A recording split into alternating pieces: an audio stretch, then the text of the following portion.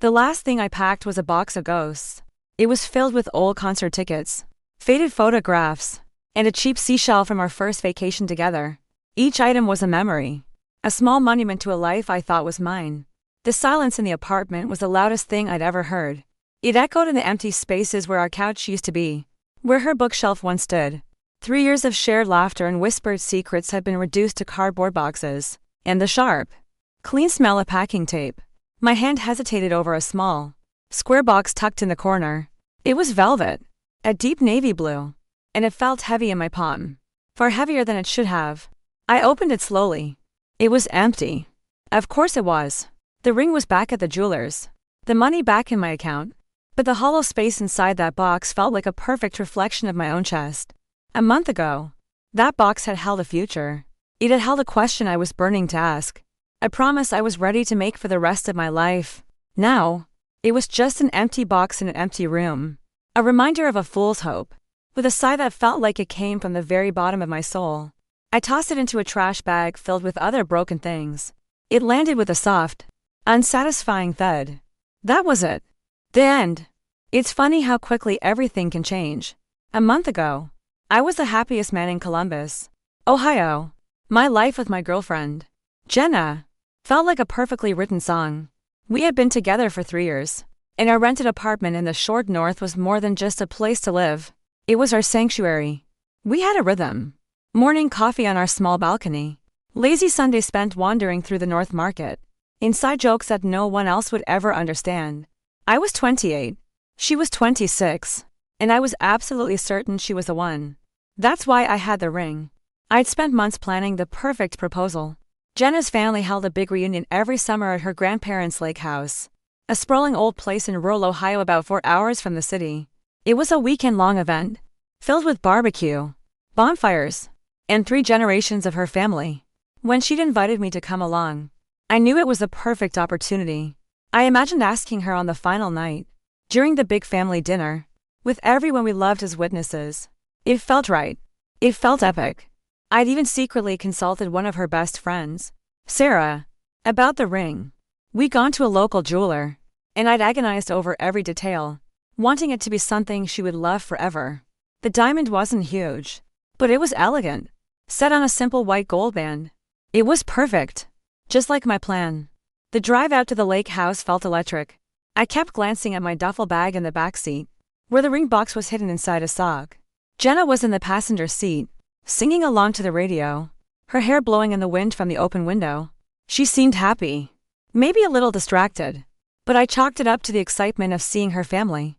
She'd been a bit distant the past couple of weeks, but I figured it was just stress from her marketing job. Nothing to worry about. When we arrived, the place was already buzzing with energy. Her grandparents' house was exactly as I remembered it from the year Beffaria Charming. White painted home with a wide porch overlooking a shimmering lake. The air smelled of freshly cut grass and charcoal grills. Kids were running across the lawn. Aunts and uncles were hugging on the porch, and the whole scene felt like something out of a feel-good movie. I felt a surge of warmth. Soon, these people would be my family, too. The first day was wonderful. I helped her grandfather with the grill, played cornhole with her cousins, and shared stories with her dad. I felt accepted. I felt like I belonged. But then, a guy I'd never seen before showed up. He was around my age, maybe a year or 2 younger, with an easy confidence and a smile that seemed to charm everyone instantly.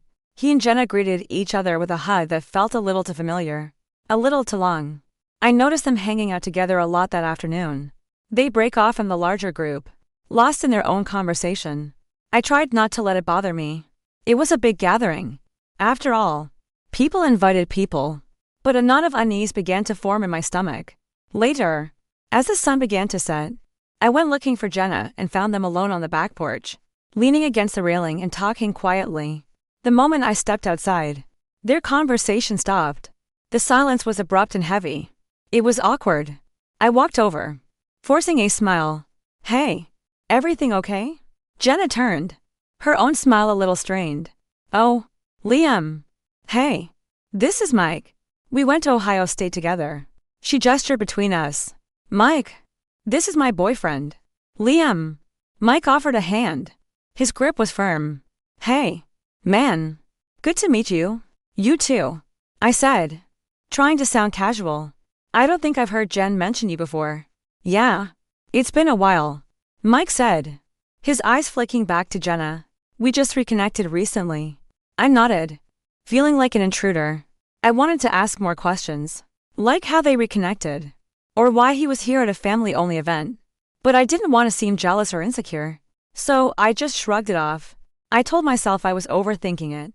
This weekend was supposed to be perfect, and I wasn't going to let a little paranoia ruin it. The second night was the night of the big bonfire. The whole family gathered in the backyard as dusk settled over the lake. Someone had a guitar out, and the air was filled with the crackle of burning wood and the low hum of conversation. People were drinking, passing around beers and plastic cups of wine. The mood was relaxed and happy. I was sitting in a circle of lawn chairs with some of Jenna's relatives, finally feeling like the knot in my stomach was starting to loosen. That's when her younger cousin, Olivia, sat down next to me. Liv was 24, a nursing student, and she had a reputation for being blunt. Tonight, it was clear she'd had a few too many drinks. She swayed slightly as she plopped into the chair, sloshing some of her wine onto the grass. She looked at me for a long moment, her expression a strange mix of pity and frustration. Then, out of nowhere, she slurred, "Why can't you just take a hint?" I was completely caught off guard. I laughed awkwardly, thinking it was some kind of joke I wasn't in on. "What hint? What are you talking about?" Liv. Her eyes narrowed, and she leaned closer, her voice dropping to a conspiratorial whisper that was still loud enough for the people next to us to hear. "The hint to leave Jen for someone better." My smile froze on my face. The crackling fire suddenly seemed very far away. I don't understand." Liv let out a sigh that sounded impossibly sad. She gave me that pitying look again and mumbled, "Everyone knows. Liam. Everyone knows Jen and Mike have a thing. She tells us you're too clingy." The words hit me like a physical blow. Before I could even process them, another cousin, a more sober one, grabbed Liv's arm. "Liv, that's enough. Come on." She shot me an apologetic look before pulling a protesting Liv away towards the house. I was left sitting there, speechless. The cheerful sounds of the bonfire faded into a dull roar in my ears. The world had just tilted on its axis. Clingy? A thing with Mike? The words spun around in my head, each one a separate sting of betrayal. All at once. Jenna's distance over the past few weeks. Her insistence on planning this trip herself. Her secretive conversation with Mike on the porch, it all snapped into a horrifyingly clear picture. She hadn't just reconnected with an old friend. She had invited her ex-fling to the very weekend I was planning to propose to her. And she had been complaining about me to her family, behind my back. I felt a cold wave of humiliation wash over me. I looked across the fire and saw her laughing at something Mike had said. She looked beautiful in the firelight, completely oblivious to the fact that my world had just been shattered by a few drunken words from her cousin. I knew, in that moment, that I couldn't let it go.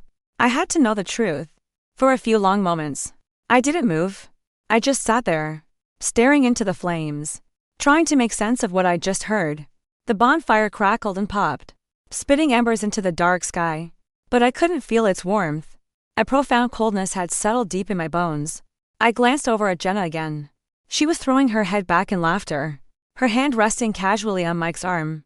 Every innocent gesture now looked like a piece of a puzzle I had been too blind to see. The way he leaned in to hear her, the way she met his gaze. It was all there. I just hadn't wanted to see it. My plan to propose, the little velvet box hidden in my bag, suddenly felt like a joke. A sick, cruel joke I had been playing on myself. How could I have been so wrong about us? About her? The word clingy echoed in my mind. A venomous whisper. For 3 years, I thought my affection was wanted, that my texts and calls were a sign of our connection. She had always seemed to want that connection just as much as I did. But she'd been painting a different picture to her family, casting me as some kind of burden, some smothering weight she had to endure. I couldn't stay there, pretending everything was fine. I needed answers, and I needed them now. I stood up, my legs feeling unsteady beneath me. I walked around the perimeter of the bonfire, my eyes locked on Jenna. When I reached her little group, I kept my voice low and steady, even though my heart was hammering against my ribs. "Jenna, can I talk to you for a second? In private." She looked up at me, her smile faltering. A flicker of irritation crossed her face. "Can it wait? Liam, we're just hanging out." Mike looked from her to me, a smug little smirk playing on his lips. He knew exactly what was happening. No, I said, my voice firmer than I expected. It can't wait. She let out an exasperated sigh, rolling her eyes for her friends to see before standing up. Fine. Let's go. She led the way, away from the firelight and the music, towards the dark, quiet side of the house that faced the woods. The air was cooler here. The only sound was the distant chirping of crickets. She crossed her arms, leaning against the wall. Okay. What's so important that you had to drag me away from everyone? I took a deep breath, trying to choose my words carefully. Who is Mike to you? Jenna. And I want the truth. She scoffed, a sound of pure disbelief. Are you serious right now? I already told you. He's a friend from college. You're being paranoid. Am I? I shot back, my composure starting to crack. Because your cousin just told me something very different. Someone told me that I should take a hint. That everyone knows you and Mike have a thing. I didn't mention Liv by name. I didn't want to throw her under the bus, no matter how much her words had hurt me. Jenna's face hardened. The defensive walls went up instantly. Oh my God. You're listening to drunk gossip now? Liv doesn't know what she's talking about. You're making a scene. Liam. I'm not making a scene, I said, my voice rising despite my best efforts to keep it down. I'm standing here in the dark, quietly asking my girlfriend of 3 years why her family thinks she's having an affair. How is that making a scene? She looked away, unable to meet my eyes. That was all the confirmation I needed. She finally let out a frustrated breath. Okay. Fine. He was an old fling. We hooked up a few times in college, but that was ages ago. It's nothing. We're just friends now. Can we drop this? You're overreacting. An old fling. She had invited an old fling to a family weekend and lied to my face about it. The betrayal felt like a physical weight on my chest. You should have told me. Jen. You should have been honest with me from the beginning. Why? She snapped. So you could act like this? So you could get all jealous and possessive over nothing? It's not nothing, I said. It's about respect. And that's not all she said. I hesitated, the next words feeling like broken glass in my mouth. She also said that you tell people I'm too clingy. Jenna didn't even have the decency to look guilty. She just shrugged. A cold, careless gesture. Well, sometimes you are. Look at you right now, getting so worked up over Mike being here. It's suffocating. Suffocating. That was the word she used. My blood ran cold. In 3 years, she had never once said anything like that to me. Not once had she said, hey, I need a little more space. Or, can we maybe not text so much today? If she had, I would have listened. I would have adjusted. But she didn't. She smiled. She said I love you, and then she went behind my back and told her family I was smothering her. If you felt that way, why didn't you ever tell me? My voice was barely a whisper. Because I didn't want to hurt your feelings, she said, as if that made it better. But you just proved my point. You can't handle it. Before I could respond, we heard footsteps. Mike and a couple of Jenna's cousins were walking towards us, their faces illuminated by the glow of their phones. Hey Jen. Mike called out, his voice cheerful. We're heading to the Rusty Anchor for a bit. You coming? I looked at Jenna, my heart stopping. This was it. This was the moment. She could choose to stay, to talk this through with the man who was about to ask her to be his wife. She could choose to fix the damage. She didn't even hesitate. She looked at me, her expression cold and dismissive. Yeah, I'm coming, she said to Mike. Then she turned back to me. You can stay here if you're tired. I'll be back later. And just like that, she walked away. She didn't look back. She joined their group, and I heard their laughter fade as they walked towards the driveway. She had chosen him. She had chosen a night out with her ex-fling over her relationship with me. She had ditched me at her grandparents' house, leaving me alone to deal with the wreckage of our fight. I stood there in the dark for what felt like an eternity. The crickets my only company. The humiliation was a raw, open wound. I felt like a complete and utter fool. The love I had felt for her, the future I had so carefully planned, it all dissolved into nothing. There was nothing left to salvage. Slowly, I walked back into the house. The party was still going on outside, but I moved through the rooms like a ghost. No one seemed to notice me. I went out the stairs to the guest room they had given us. Our bags were on the floor, hers next to mine. The room was quiet. a stark contrast to the chaos in my head. I opened my duffel bag. My hand went straight for the sock I had hidden the ring in. I pulled out the navy blue velvet box. I didn't even open it. I just held it in my hand. Its weight a mockery of everything I had hoped for. My decision was instant and absolute. I wasn't staying here. I wasn't going to wait up for her to come back, drunk and reeking of cheap beer and betrayal. I wasn't going to endure the pitying looks from her family in the morning. I was done. Quietly, methodically, I began to pack my suitcase. I folded my clothes with numb precision. I packed my toothbrush, my phone charger, every last trace of my presence in that room. When I was finished, I found a piece of paper and a pen on the nightstand. My hand was shaking, but my message was short. Headed home. We'll talk later. I left the note on the pillow she would have slept on. Then, I picked up my bag, took one last look at the room that was supposed to be the site of our happy new beginning, and walked out. I slipped out the side door, my footsteps silent on the gravel path. I got in my car, started the engine, and drove away from that lake house without looking back. The 4-hour drive back to Columbus was a blur of dark highways and the lonely glow of dashboard lights. I didn't turn on the radio. I just drove. The silence filled with the echoes of Liv's words and Jenna's cold dismissal. The pain was sharp and real. But underneath it, a strange sense of clarity began to form. I wasn't just running away. I was driving towards something else. I was driving towards being free. The relationship was over. I knew it with a certainty that was as cold and hard as the asphalt beneath my tires. And I knew I couldn't go back to the apartment we shared. Not now. Not ever again. I pulled up to my brother's apartment complex just as the first hint of dawn was breaking the Columbus skyline. The sky was a bruised purple-gray. I felt like I hadn't blinked for the entire 4-hour drive. My body ached, but my mind was ruthlessly awake, replaying every moment of the night on a relentless loop. Liv's words, Jenna's dismissive shrug, her back as she walked away from me. My brother, David, lived in a simple 2-bedroom place in Grandview. It wasn't fancy, but it was safe. It was home, in a way my own apartment no longer was. I sat in the car for a full 5 minutes, the engine ticking as it cooled, just trying to summon the energy to move. I felt hollowed out, a fragile shell of the man I was just yesterday. Finally, I got out and buzzed his apartment. It was nearly 5 in the morning. His voice was a groggy, confused mumble through the intercom. Hello, Dave. It's me, Liam. Can you let me in? There was a pause. Then the sound of the lock buzzing open. I grabbed my single duffel bag and went inside. He met me at his door, shirtless, his hair a mess, his face etched with concern. He took one look at me, my pale face, my haunted eyes, and he knew. He didn't even have to ask. Oh, man, he said, his voice low. Come in. He led me to the living room, and I sank onto his worn leather couch. It sighed under my weight. David disappeared into the kitchen and came back with a glass of water, pressing it into my hand. My fingers were trembling so badly I almost dropped it. What happened? He asked gently, sitting in the armchair across from me.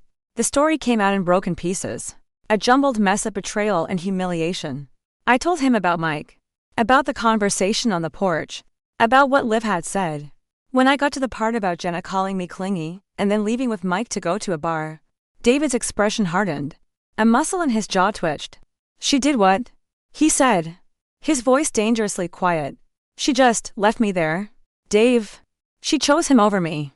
Right to my face. I finally looked at him, and I felt the dam inside me break. The cold resolve that had carried me through the drive home crumbled, replaced by a wave of pure, gut-wrenching pain. I was going to propose to her this weekend. The ring is in my bag. David stared at me, his eyes wide with a mixture of shock and fury. He ran a hand over his face and let out a long, heavy breath. He didn't say I told you so, though he'd never been Jenna's biggest fan.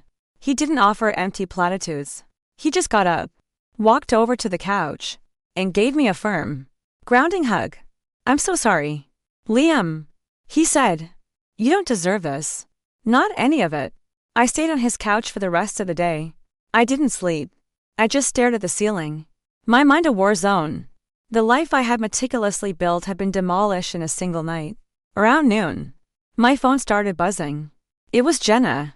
I ignored it. It buzzed again a minute later. And again. Calls. Then texts. Where are you? My mom said your car is gone. Liam. Call me. This isn't funny. Are you seriously ghosting me right now? I couldn't bring myself to answer. I didn't know what to say. And I knew that any conversation we had would just be a whirlwind of her excuses and accusations. I needed to be strategic. My entire life was still in that apartment. I couldn't afford a massive fight while my belongings were still hostage there. After talking it over with David, I sent her a single, non-committal text. I need some space. I'm staying with my brother for a bit. We'll talk later. It was cowardly. Maybe. But it was necessary. It bought me time. Her reply was instant. Space? What are you talking about? You're acting insane. Call me. I put my phone on silent and turned it face down on the coffee table. The next day, I started the process of moving out. It was one of the hardest things I've ever had to do. David took the day off work to help me. We drove my car over to the apartment I had called home. I used my key to unlock the door, and the scent of the place hit me first, a mix of my aftershave and her floral perfume. It smelled like us. The pain was so sharp it was difficult to breathe. Jenna was at work, just as I'd planned. The apartment was quiet, filled with ghosts. I saw her favorite mug by the sink. I saw the blanket we always curled up under on the couch. Every object was a landmine of memories. Okay, David said, his voice practical and firm, pulling me back to reality. Let's be quick. Essentials first. Clothes, computer, important documents. We'll get the bigger stuff later. We worked in silence, a two-man demolition crew dismantling a life. I filled boxes with a numb, frantic energy. I tried not to look at the photos on the wall, the little notes she'd left on the fridge. But it was impossible. Each item I packed felt like I was packing away a piece of myself. By the time we had my car loaded with the first round of boxes, I was emotionally exhausted. As we were about to leave, my phone rang again. It was Jenna. This time, for some reason, I answered. I think a part of me needed the confrontation, needed the final nail in the coffin. Finally, she practically shrieked into the phone. Her voice wasn't worried or apologetic. It was pure, undiluted fury. What the hell is wrong with you?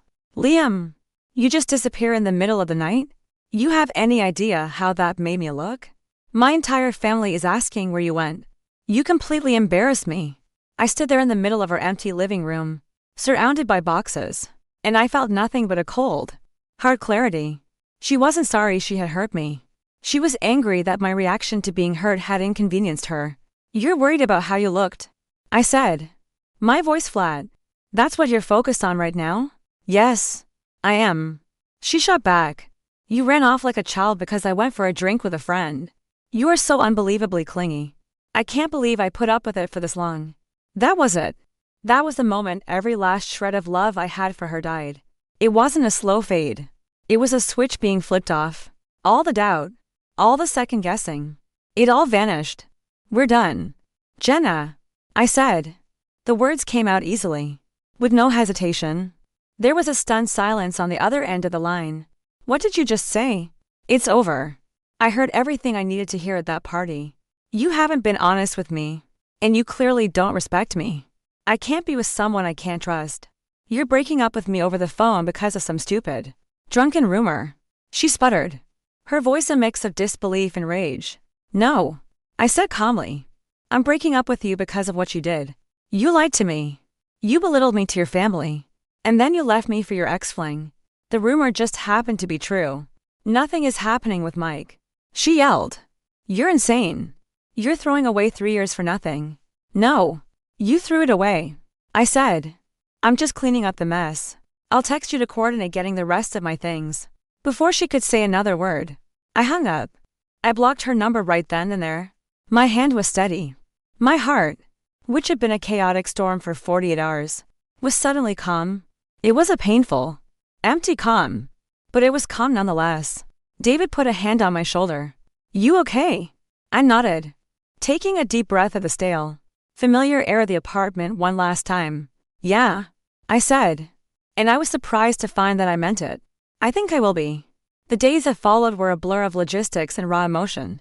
Moving the rest of my life out of that apartment felt like a slow, painful amputation. David and my best friend, Mark, were my lifelines. They helped me rent a small moving truck and spent a Saturday hauling my furniture, my books, and the last remnants of my shared life to a storage unit. Jenna and I coordinated the final move out through a few necessary texts. I made sure to go when she was at work, avoiding any final dramatic confrontation. Walking through those rooms for the last time, seeing the empty spaces where my desk and my armchair used to be, was surreal. It was like visiting the scene of an accident. I left my key on the kitchen counter, next to the ugly ceramic frog she'd loved so much, and closed the door behind me without looking back. Her parents actually reached out once. Her mom, a sweet woman I'd always liked, called me a few days after the breakup. Her voice was full of a gentle, pained confusion. "Liam, honey, are you okay?" she asked. Jenna is just beside herself. She said it was all a big misunderstanding. I felt a pang of sympathy for her, caught in the middle of her daughter's mess. But I had no desire to rehash the ugly details with her. "I appreciate you calling, Mrs. Davis," I said, keeping my tone polite but firm. "But this is really between Jenna and me. I'm sorry it ended this way." It was a polite way of saying, "Your daughter is a liar, and I'm not going to pretend otherwise for your sake." I think she got the message. She sighed and said she understood, and wished me well. I suspected Jenna had spun a tale of an oversensitive boyfriend who flew off the handle, for no reason. It didn't matter. I knew the truth. Life on my brother's couch was temporary. I spent my evenings scrolling through apartment listings, and my days trying to focus on my graphic design work. But my mind was a fog. The anger that had fueled me through the initial breakup was starting to fade, leaving behind a deep, aching sadness. 3 years was a long time. I had loved her. I had envisioned the whole future with Hira House, kids, growing old together. Now, all of that was gone, and I had to figure out how to start over from scratch. One evening, about a week after I'd moved out, my phone buzzed with a message from an unknown number. My stomach clenched, assuming it was Jenna trying to get around my block. But the message wasn't from her. "Hey Liam, it's Liv, Jenna's cousin. I got your number from my sister who is friends with Sarah anyway. I'm so sorry for how things went down at the party. I was drunk and out of line, and the way I said things was awful." I stared at the message, surprised. I hadn't expected to hear from her. A part of me was still angry that she was the one who had dropped the bomb that blew up my life. But another, more rational part knew she hadn't created the bomb. She just pointed it out to me before I unknowingly walked into the blast radius. I typed back a reply. "It's okay. You didn't say anything that wasn't true." Her response was almost instant. "Still, I feel terrible. I just wanted you to know that I thought what Jen was doing was really messed up. You didn't deserve that." That small bit of validation felt like a lifeline. It was the first time someone from her side of the situation had acknowledged the truth of what had happened. We texted back and forth for a little while that night. She apologized again for her wording. I told her not to worry about it. She asked if I was doing okay. I was honest and said not really. But I would be. According to Liv, the fallout from my sudden departure had been exactly as chaotic as Jenna had claimed. When everyone woke up the next morning and found me gone, questions started flying. Jenna had apparently told everyone that we'd had a stupid fight and that I had overreacted, and stormed off. She played the part of the confused, wounded girlfriend. But Liv said that a few of the closer family members, including her and her older sister, didn't buy it. They had seen how Jenna was acting with Mike all weekend. Liv confirmed my suspicions. Jenna had invited Mike. She had confided in a couple of cousins that she was feeling suffocated by me, and thought that having Mike around would be a good way to signal to me that I needed to back off. It was a twisted, passive-aggressive strategy that made my head spin. Instead of talking to me like an adult, she had orchestrated this whole pathetic high school drama. For what it's worth, Liv texted, "I don't think anything actually happened between them that weekend. He went home on Sunday and I haven't heard his name since." I think she was maybe hoping for a spark, but it didn't pan out. She gambled and lost both of you. It was a strange comfort, I guess, knowing she probably hadn't physically cheated. But it didn't really change anything. The emotional betrayal was a mortal wound. She had been willing to throw our relationship away for the possibility of rekindling something with an old fling. That was enough. In the weeks that followed, Liv and I kept in touch. It was sporadic at first, a funny meme here, a quick text asking how the apartment hunt was going there. Our conversations rarely touched on Jenna. We talked about our jobs, about TV shows we were watching, about the frustrations of everyday life. It was easy. It was normal. It was a friendship I hadn't expected. Born from the ashes of my old life, having her as a sounding board was more helpful than I could have imagined.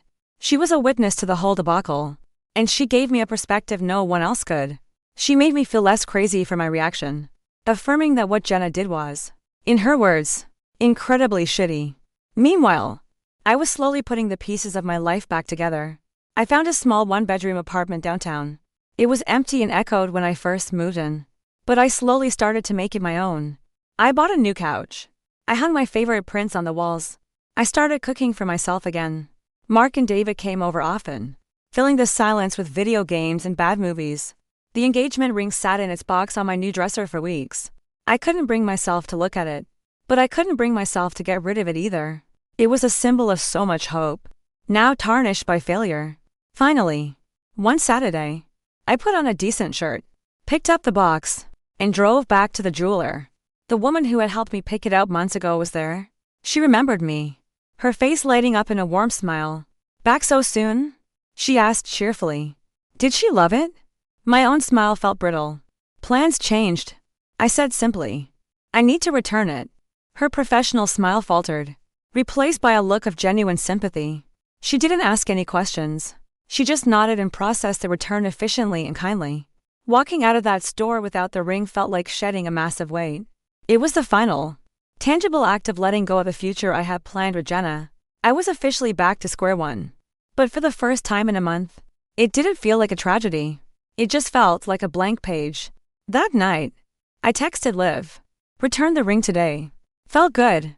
Her reply came a minute later. "Good for you. That's a huge step.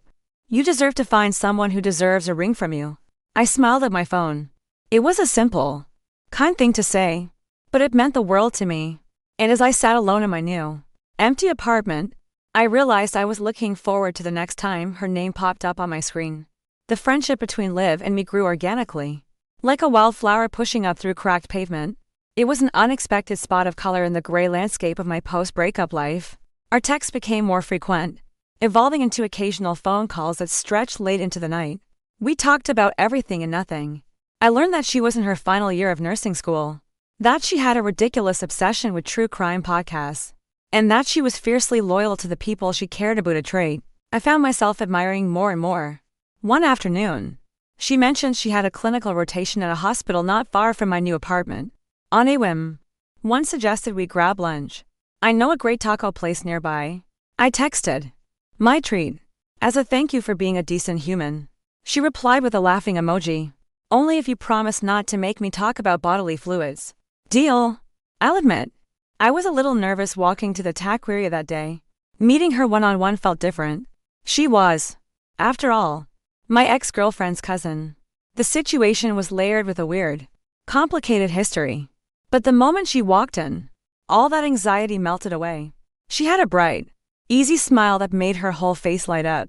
In her nursing scrubs, with her hair pulled back in a messy ponytail, she looked completely different from the girl I vaguely remembered from family gatherings. She looked real. The conversation flowed as easily in person as it did over the phone. We didn't talk about Jenna. We didn't talk about the reunion. We talked about our dreams, our families, our most embarrassing childhood moments. I told her about my passion for design, and she told me about the terrifying and rewarding reality of working in an emergency room. Lunch turned into a 2-hour conversation that felt like 20 minutes. "I have to get back," she said finally, looking at her watch with a regretful sigh. "But this was really nice. Liam, we should do it again," I said, and I was surprised by how much I meant it. "I like that." She smiled, and so we did. Our casual lunches became a regular thing. Soon, that evolved into hanging out on weekends. She joined me and my friends for a beer at a local brewery, or we go for a walk along the Scioto Mile. It never felt like dating. It felt like I was spending time with my best friend. My friends, David and Mark, noticed it immediately. "So, what's the deal with you and the cousin?" Mark asked one night as we were playing video games, after Liv had just left my apartment.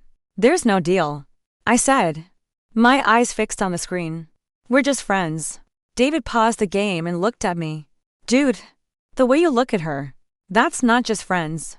I opened my mouth to argue, but the words wouldn't come. He was right. I hadn't wanted to admit it to myself, but my feelings for Liv were shifting. I was starting to notice the little things, the way she chewed on her lip when she was thinking, the sound of her laugh, the genuine kindness in her eyes when she listened to me talk. She was funny and smart and down to earth. And yes, I had also started to notice that she was drop-dead gorgeous, a fact that had been completely lost on me at the reunion when my world was imploding. I was developing a massive crush on my ex-girlfriend's cousin, and the thought was both exhilarating and terrifying. She felt it too. I could tell by the way our hands would brush against each other, and we'd both pull away a little too quickly. I could see it in the way she'd sometimes hold my gaze for a second too long. The air between us was starting to crackle with an unspoken energy. One evening, we were sitting on my small balcony, watching the city lights flicker to life. The silence between us was comfortable, but it was also heavy with everything we weren't saying. I decided to just face it head on. "This is kind of weird, isn't it?" I said, looking out at the skyline. She knew exactly what I was talking about. "A little," she admitted, her voice soft. "Okay, maybe a lot." I turned to look at her. Her face was cast in the soft glow of the twilight. "I really value this, Liv. Our friendship? After everything that happened, you've been incredible." "You too," she said, meeting my eyes. I took a deep breath. "But I have to be honest. I'm starting to feel something more than just friendship for you. And it's confusing the hell out of me." A wave of relief washed over her face. She let out a small, shaky laugh. "Thank God. I thought it was just me. I feel the same way, Liam. But this is so complicated. I mean, you were with Jenna, my cousin." "I know," I said. "And I thought about that a lot. But Jenna and I are over. That was a different lifetime. This is something else. This is about you and me. What would people even think?" She wondered aloud. "My family would have a field day. Does it matter what they think?" I asked gently. "Does it matter more than how we feel?" She was quiet for a long time, just watching the traffic move on the street below. Finally, she looked at me, a determined light in her eyes.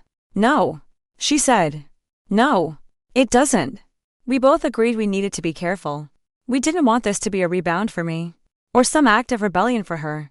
We wanted it to be real. So, for a few more weeks, we tried to keep things platonic. But it was like trying to hold back a tide. The knowledge that the feelings were mutual made it impossible to ignore the pull between us. It was about 4 months after my breakup with Jenna. I had picked Liv up to go to a movie. The movie was terrible, but we had the best time making fun of it afterwards. When I dropped her off at her apartment, the usual friendly goodbye hug felt different. It lingered. I could feel her heart beating against my chest. When I started to pull away, she tightened her grip slightly. I looked down at her, and she was already looking up at me. And then, she closed the small distance between us and kissed me. It wasn't a hesitant, questioning kiss. It was a kiss that felt like a declaration. It was soft and sure, and it sent a jolt of electricity straight through me. All the confusion, all the doubt, all the fear about the complicated circumstances had all vanished. In that moment, there was only her. When we finally broke apart, we were both breathless. She rested her forehead against mine. "So, I guess we're doing this," she whispered, a smile in her voice. I smiled back, my own heart soaring. "Yeah," I said. "I guess we are." That night marked the beginning of us. We went on a proper first date a few days later, a nice dinner at a quiet Italian restaurant. It felt wonderfully, blissfully normal. Being with her was effortless. With Jenna, I always felt like I was walking on eggshells, trying to be the perfect boyfriend she wanted me to be. With Liv, I could just be myself. She laughed at my dumb jokes. She wasn't afraid to call me out when I was being ridiculous. And she naturally listened to what I had to say. We decided to keep our new relationship to ourselves for a little while. Only my brother and Mark knew. They were shocked at first, then endlessly amused.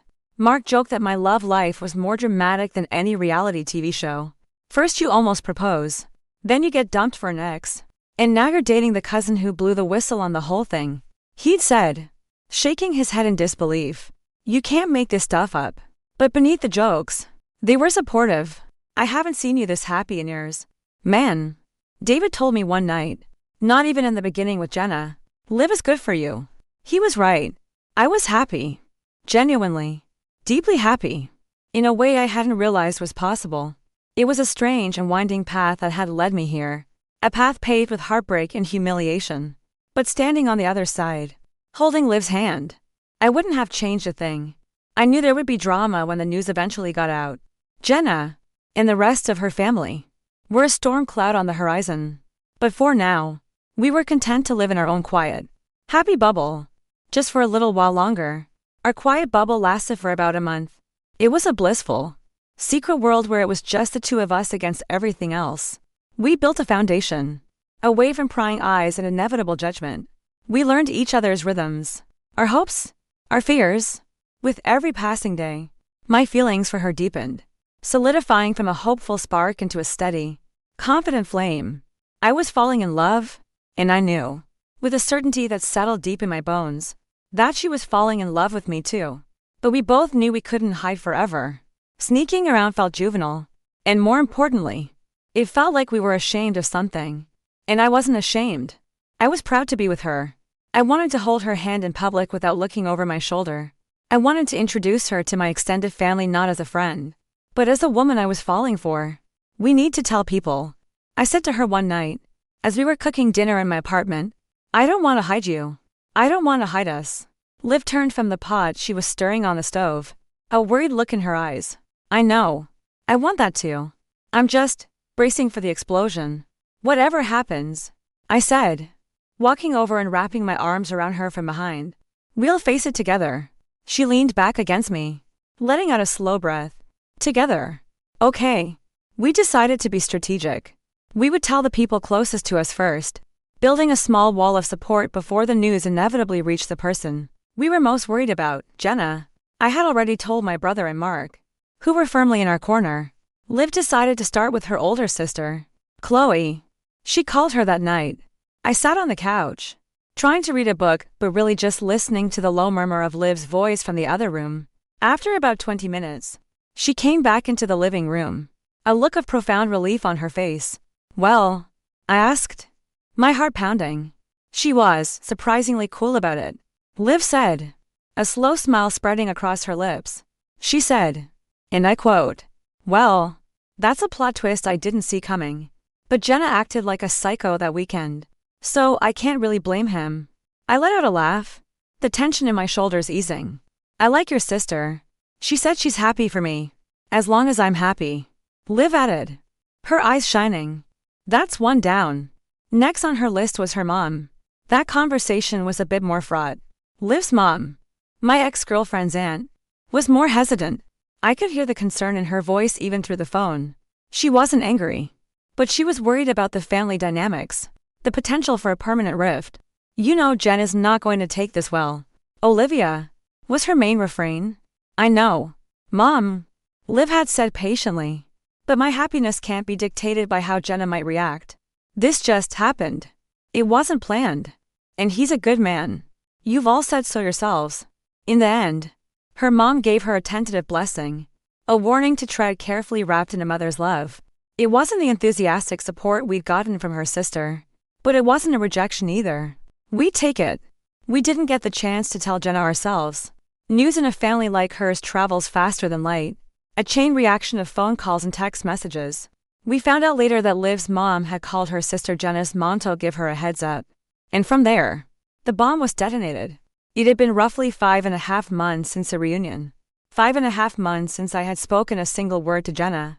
The first sign of the impending storm was a series of furious texts that lit up Liv's phone. I watched as her face fell, her expression hardening as she read the messages. She showed me her screen. They were from Jenna. I cannot believe you would do this to me. You are the most disgusting, backstabbing snake I have ever met. Dating my sloppy seconds? Seriously. Liv, have some self-respect. You're a traitor to this family. I hope you two are miserable together. You deserve each other. The words were vicious, designed to inflict maximum pain. It was pure, unfiltered rage. I felt a surge of protective anger on Liv's behalf. She didn't deserve this. I'm so sorry, I said, my voice tight. This is my fault. No, she said, looking up at me, her eyes flashing with a mix of hurt and defiance. This is not your fault. This is Jenna's fault. This is who she is. Then, my own phone, which had been blissfully silent from her for months, started buzzing. First, a text. I heard about you and Liv. We need to talk. I ignored it. A minute later, My phone was ringing. It was her. Against my better judgment, I decided to answer. I figured it was better to face it head on, set a firm boundary, and be done with it. Liv gave me a supportive nod. "Hello, Jenna," I said, my voice carefully neutral. "How could you?" she hissed, forgoing any pretense of a greeting. "Of all the people in the world, Liam, you had to pick my cousin? Are you trying to hurt me? Is this some kind of sick revenge?" "This has nothing to do with you," I said calmly. "It's not revenge. It just happened. Liv and I became friends after everything, and it grew from there. I'm sorry if it hurts you, but my life doesn't revolve around your feelings anymore. How do you think this makes me look?" she demanded, her voice rising. "Everyone is going to think I was the problem. They're all going to take your side." The sheer narcissism of that statement floored me. Even now, her primary concern was her image. "Well, you kind of were the problem," I thought, but I didn't say it aloud. There was no point. "You're really going to throw away everything we have for her?" she asked, her voice cracking with something that sounded more like wounded pride than genuine sadness. "She's just a kid, Liam. She's a woman," I corrected her, "and she treats me with respect. Something you forgot how to do a long time ago." There was a sharp intake of breath on the other end. "You know what? Fine. I want nothing to do with either of you. You're both disgusting." And with that, she hung up. I let out a long breath, my hand still gripping my phone. The conversation was draining, but it was also clarifying. Any lingering, microscopic shred of nostalgia I might have had for our past was gone, burned away by the toxicity of her reaction. Liv came over and put her arms around my neck. "Are you okay?" "Yeah," I said, pulling her close. "I am. Now I'm just worried about you." "Don't be," she said, her voice muffled against my shoulder. "She can throw her tantrum. It doesn't change anything. She doesn't get to ruin this for us." Despite the ugliness of Jenna's reaction, Liv was right. In a strange way, it solidified us. We were a team, a united front against the drama.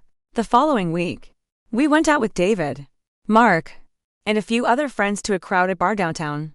It was the first time we were out together as an official, public couple. It felt liberating. At one point, while I was off getting a round of drinks, a couple of guys started hitting on Liv at our table. I saw it from across the room and felt a familiar, primal pang of jealousy.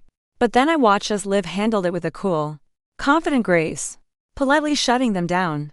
When I got back to the table, she saw me, and a wicked grin spread across her face. She looked at the guys, who were still lingering hopefully. "Oh, there he is now," she said, her voice loud enough for them to hear. "My boyfriend." And then, she reached up, pulled my face down to hers, and gave me a long, passionate kiss, right there in the middle of the crowded bar. My friends at the table hooted and cheered. The guys who had been hitting on her took the hint and slunk away. When she pulled back, she was laughing. My heart felt like it was going to burst. I had never been with someone so unafraid to claim me, to show the world that I was hers. Later that night, as we were walking home hand in hand, I looked over at her, her face illuminated by the streetlights. "You know," I said, a wide, genuine smile on my face. "I spent months looking for copper, and I ended up finding gold." She laughed, the sound echoing in the quiet night. "That is the cheesiest line I have ever heard. But I mean it," I said, stopping to face her. "I absolutely mean it." The family drama was a storm raging somewhere in the distance. But here, with her, I was safe. I was happy. And I knew that we could weather whatever came next. I wish I could say that Jenna's angry phone call was the end of it, that she had her say, and then gracefully retreated to let us live our lives. But that's not what happened. Her initial rage didn't fade. It festered, mutating into something far more unsettling. Her anger gave way to a strange, desperate obsession that started to bleed into the edges of our lives, in increasingly disturbing ways. It began subtly. A few weeks after the big blow-up, Jenna started calling me again. I didn't answer. The calls went to voicemail, but she never left a message. Then came the texts, sent at odd hours of the night. The tone had shifted dramatically from the venomous rage of our last conversation. Now, they were pleading. "I miss you. I made a mistake. Liam. A huge mistake. Can we please just talk? I need to tell you what really happened." I showed the text to Liv, my stomach twisting into a knot of frustration. What does she think is going to happen? I said. Does she really think I'm just going to forget everything? She's not thinking about you. Liv said. Her expression grim. She's thinking about what she lost. She can't stand that you moved on and found happiness. Especially with me. It's a blow to her ego. I followed Liv's advice and didn't respond. I sent one single. Firm text, Jenna. Please stop contacting me. It's inappropriate. We have nothing to talk about. Then, I blocked her number again. But it was like playing a game of whack-a-mole. A few days later, the messages started coming from different numbers, from anonymous social media accounts. They were all for me. All filled with the same desperate apologies and revisionist history of our breakup. She painted the reunion as a simple misunderstanding, and herself as a victim of my overreaction. It was infuriating, but manageable. We could block and delete. But then her focus shifted to Liv, and things escalated from annoying to alarming. Liv started getting friend requests and follow requests on social media from brand new profiles, with no photos or friends. The private messages were at first fake "please talk to me," yet they quickly became more personal, mentioning things only Jenna would know. It was clearly her, trying to circumvent being blocked. The digital harassment was one thing, but then she crossed a line into the real world.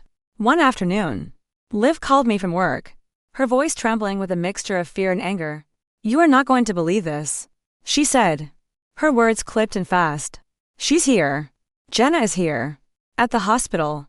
My blood ran cold. What? What is she doing there? She just showed up in the lobby. Liv explained, her voice dropping to a whisper. She told the front desk she was my cousin and that she was here to surprise me for lunch. The receptionist called up to my floor. I told my charge nurse what was going on, and security escorted her out. But Liam, she came to my workplace. "Are you okay?" I asked, my own voice tight with rage. I was picturing Jenna, her fake smile and manipulated charm, trying to ambush the woman I loved at her job. "I am now," Liv said, taking a shaky breath. But it really rattled me. What is wrong with her? That was the question, wasn't it? The question we couldn't answer. Her behavior was becoming more and more erratic. It was no longer about a jilted ex-lover. This felt like something else. Something unstable. The final straw came a few nights later. We were curled up on my couch, watching a movie, finally feeling a sense of peace after a tense week. I got up to take the trash out to the dumpster behind my apartment building. As I was walking back, I saw a familiar dark blue sedan idling slowly down my street, its headlights off. It was Jenna's car. The street was poorly lit, but I could just make out the silhouette of a driver with long, dark hair. The moment she saw me notice her, the car accelerated and sped off around the corner. My heart was hammering in my chest. I rushed back inside and locked the door behind me. "What's wrong?" Liv asked, sitting up, her face etched with concern. "She was just here," I said, my voice barely a whisper. "Jenna." She was outside, in her car. We both went to the window and peered out into the darkness. But the car was long gone. A cold, unnerving silence filled the room. This was no longer just drama. This was harassment. She was stalking us. "That's it," Liv said, her voice firm, all traces of fear replaced by a steely resolve. "I'm calling my parents. They need to know how far this is going." Liv reached out to her parents, Jenna's aunt and uncle, the next day and told them everything. The constant messages, the fake profiles, showing up at the hospital, the car outside my apartment. To their credit, they were horrified. They had been hearing Jenna's one-sided story for months, a tale of heartbreak and betrayal, where she was the blameless victim. Hearing the truth, and the extent of her recent behavior, shocked them. From what we heard through Liv's sister, her parents had a serious, no-holds-barred conversation with Jenna that weekend. Apparently, it ended in a massive screaming match, with Jenna breaking down in tears, crying about how she had lost the best thing that ever happened to her, and how seeing me happy with Liv was literally destroying her. She admitted to everything, but framed it as the desperate actions of a woman still in love. I felt a flicker of something, maybe pity, but it was quickly extinguished by my anger. Her regret, if it was even genuine, didn't give her the right to terrorize us. It wasn't an excuse. Liv, for her part, felt a complicated mix of emotions. She was angry at her cousin for putting her through this, but she was also sad. We were never best friends, she told me, but we're still family. We grew up together. I never thought she was capable of this. Any remaining thread of a relationship between them was now completely severed. Likely for good. The confrontation with her parents seemed to work. At least for a while. The messages stopped. We didn't see her car again. A fragile peace settled over us. But the experience had changed something. We were more cautious. More aware of our surroundings. The easy, carefree bubble we had built in the beginning had been pierced. I hate this. I said to her one night. I hate that you have to deal with this because of me. She reached across the table and took my hand. Her grip was strong and reassuring. Hey, this isn't because of you. This is because of her. And we are dealing with it. Together. She doesn't win. She doesn't get to ruin what we have. Looking at her, at the strength and grace with which she was handling this entire nightmare, my love for her swelled until it felt like it filled the entire room. She was right. We were a team. And we were stronger than Jenna's chaos. To get away from it all, we decided to take a weekend trip. We rented a small, remote cabin in the Hocking Hills, a beautiful, rugged area south of Columbus. There was no cell reception, no internet, just trees, a fireplace, and each other. It was exactly what we needed. For 2 days, we hiked through stunning gorges, cooked simple meals, and talked for hours, completely disconnected from the drama and the outside world.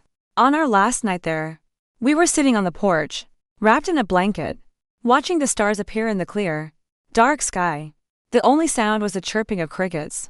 This is what matters, Liv said softly, her head resting on my shoulder. Just this.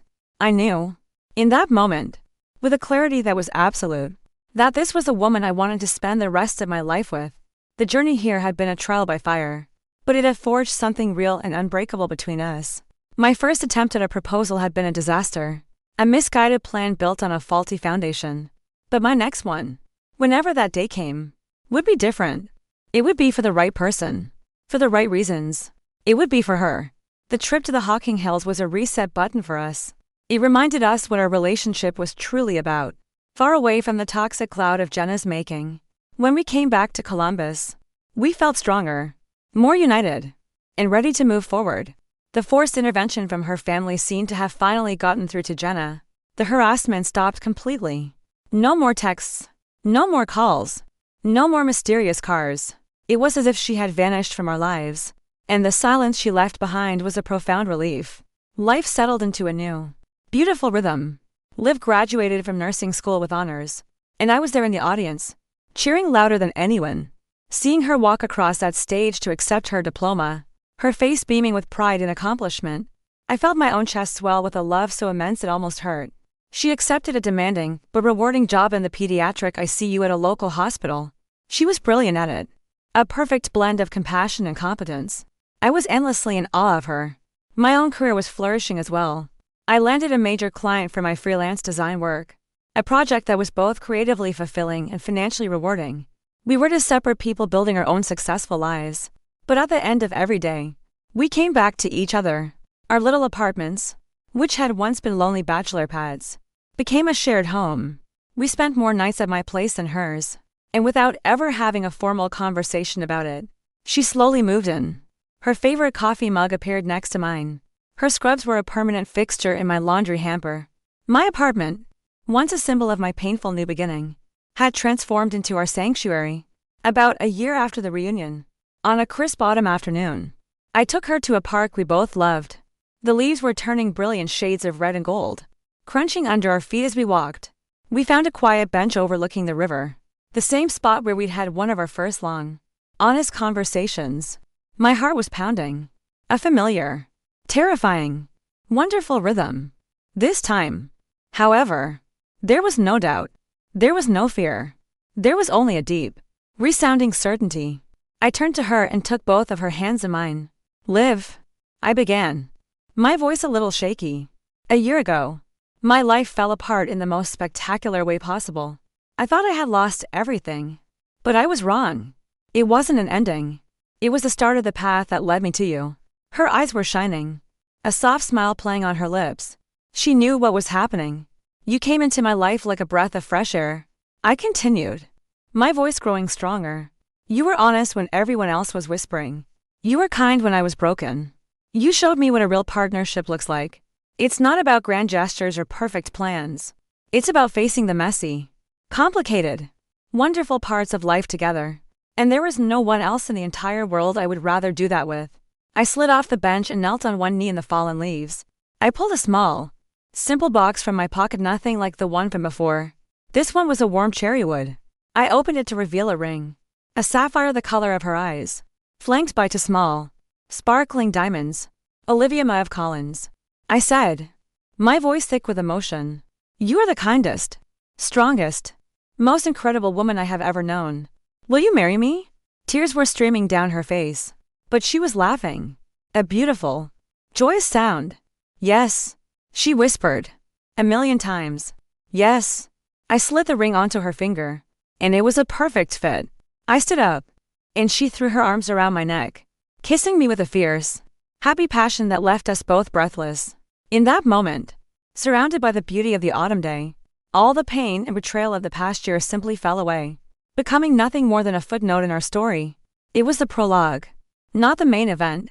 We kept our wedding small and intimate, a simple ceremony at a historic courthouse with just our closest family and friends. My brother was my best man. Her sister, Chloe, was her maid of honor.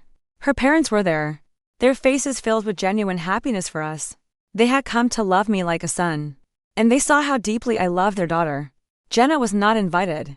We heard, through the family grapevine, that she had moved to Chicago a few months after our engagement. No one seemed to know much more than that. It was as if she had chosen to excise herself from the family she felt had betrayed her. There was a quiet sadness in that, but there was also peace. Her absence was a gift. Today, 3 years after we said I do, life is good.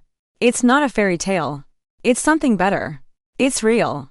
We bought a small house in a quiet suburb, with a big backyard for the dog we adopted last year.